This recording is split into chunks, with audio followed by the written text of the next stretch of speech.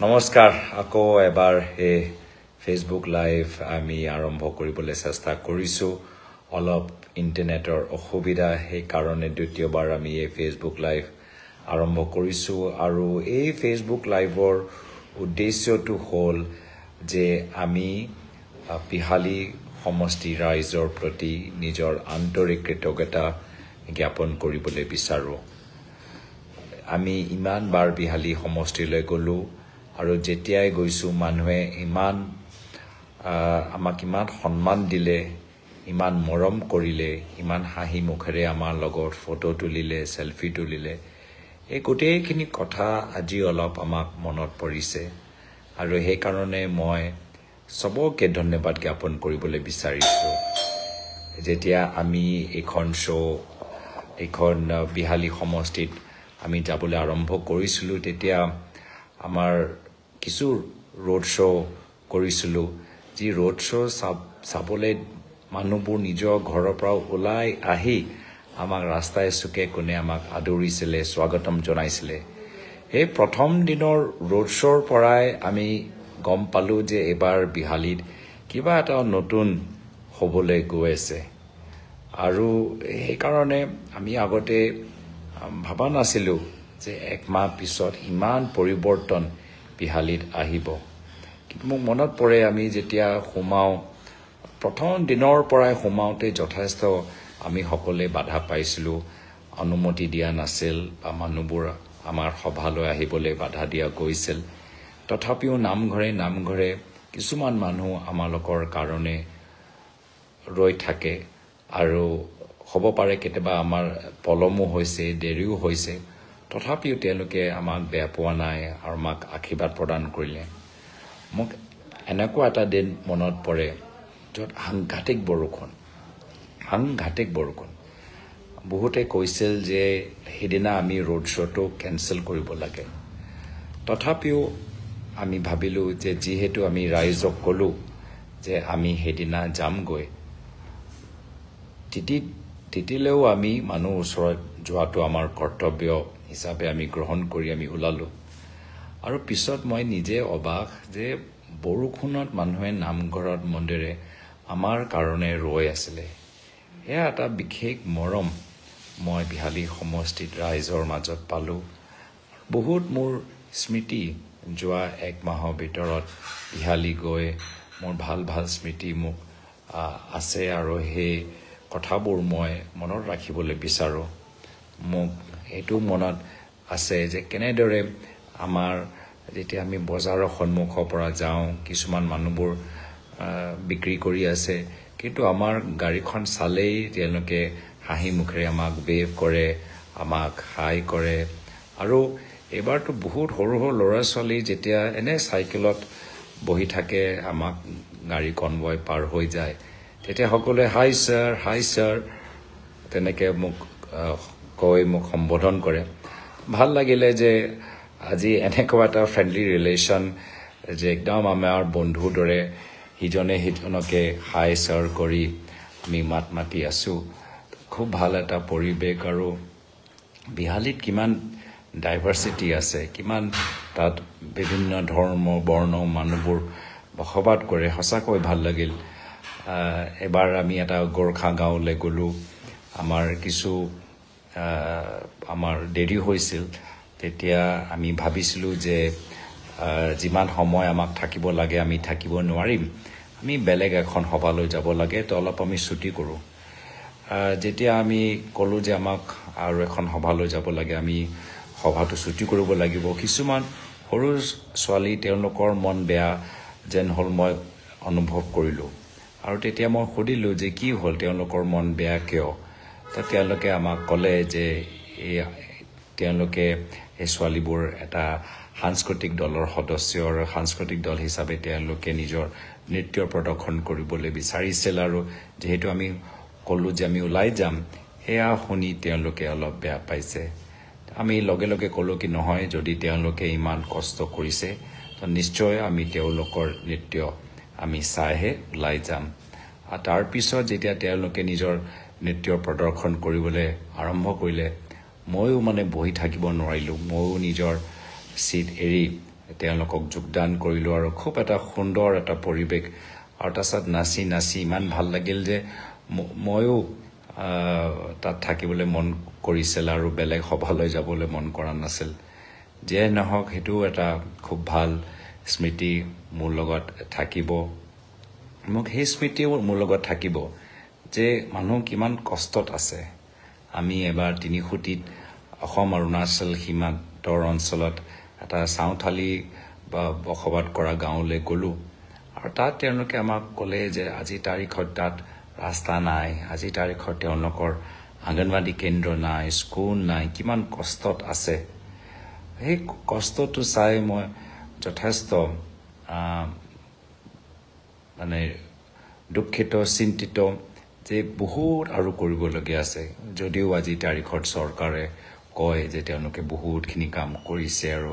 খুব তেওঁলোকে কোটি কোটি টকা ইস্তিহাৰৰ ওপৰত প্ৰকাশ কৰিছে তথাপিও সীমান্তৰ অঞ্চলত গ'লেই অলপ সময় মানুহখিনিৰ লগত কথা পাতিলেই গম পাই যাব যে তেওঁলোকে আমাৰ পৰা আৰু বহুত বেছি আশা কৰে এটা মিচিং গাঁৱলৈ গ'লোঁ এই মিচিং গাঁও আছিলে ভীমাৰী অঞ্চলত তাত তেওঁলোকে ক'লে যে তেওঁলোকৰ লাইট নাই এতিয়ালৈকে লাইট নাই আৰু আমাৰ সন্ধিয়া হৈ গৈছিল মই চিন্তিত যে আজি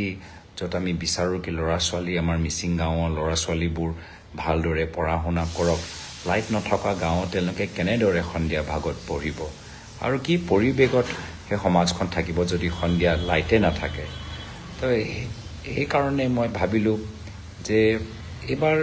এই বিহালী প্ৰচাৰৰ জৰিয়তে মই বহুত আমাৰ অসমৰ বহুতখিনি অঞ্চলত য'ত আগতে মই যোৱা নাছিলোঁ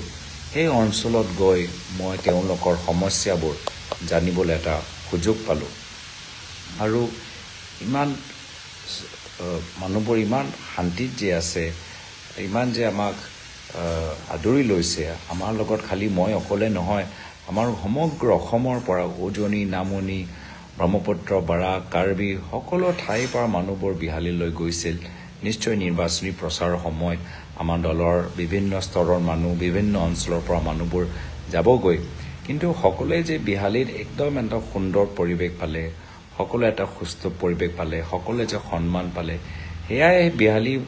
সমষ্টিৰ ভিতৰত এটা বিশেষ এটা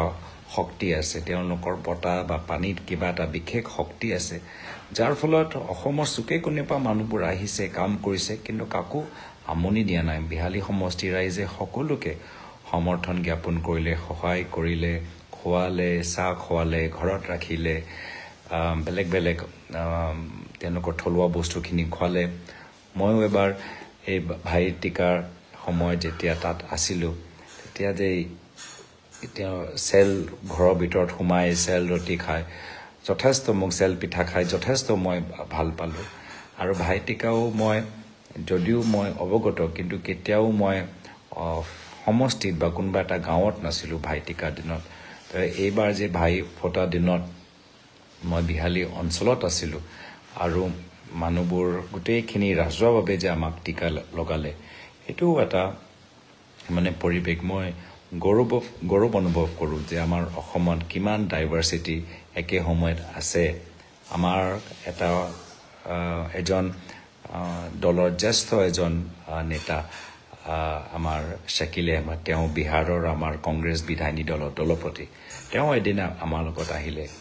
আৰু মাত্ৰ 2 ঘণ্টাৰ ভিতৰত আমি 3টা বেলেগ সভালৈ গ'লোঁ প্ৰথম সভাত গোৰ্খা মানুহ বেছি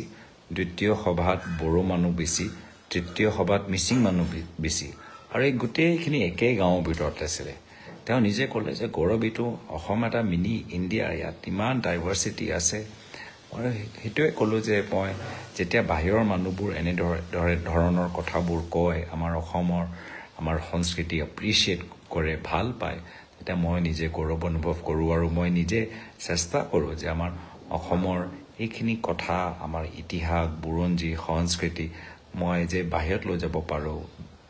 দেশৰ বিভিন্ন মানুহক দেখুৱাব পাৰোঁ বুজাব পাৰোঁ শিকাব পাৰোঁ তেওঁলোকক আমাৰ অসমলৈ আহিবলৈ আমন্ত্ৰণ কৰিব পাৰোঁ তেওঁলোকক কাজিৰঙা বাহিৰে তেওঁলোকক ভাল পৰামৰ্শ দিব পাৰোঁ সেয়া হৈছে আমাৰ লোকৰ চেষ্টা তো শেষত আমি প্ৰায় 1 মাহ আমি বিহালীত থাকিলোঁ আৰু যোৱা 2-3 দিনৰ পৰা সকলোৰ মনবোৰ বেয়া আমাৰ দলৰ সতীৰ্থসকলৰ মনবোৰ বেয়া আমাৰ তৃণমূল কৰ্মীসকলৰ মনবোৰ বেয়া বিহালী সমষ্টি ৰাইজৰ মন বেয়া আমাৰো মন বেয়া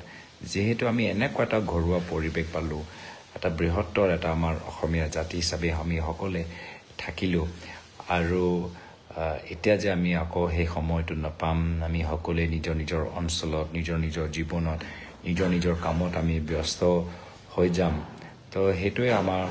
অলপ আমাক মনটো আমাক বেয়া কৰিছে বা আমাক আমি ভাল পোৱা নাই যে আকৌ সেই সময়টো আমি ঘূৰাই নাপাম কিন্তু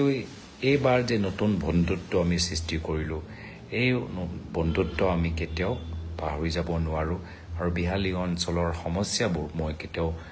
পাহৰি যাব নোৱাৰোঁ এতিয়া মানুহে কয় যে বেডিটি ষ্টেচন আছে বৰগাং ষ্টেচন আছে কিন্তু তাত মাত্ৰ গোটেই দিন এটাহে ট্ৰেইন তাত ৰখে এইটো মই চেষ্টা কৰিম যে মোৰ ফালৰ পৰাও যে মই মাত উঠাব পাৰোঁ যে বেডিটি ট্ৰেইন ষ্টেচন বৰগাং ট্ৰেইন ষ্টেচনত আমাক ইণ্টাৰচিটি ৰখোৱাটো আমাক চেষ্টা কৰিব লাগিব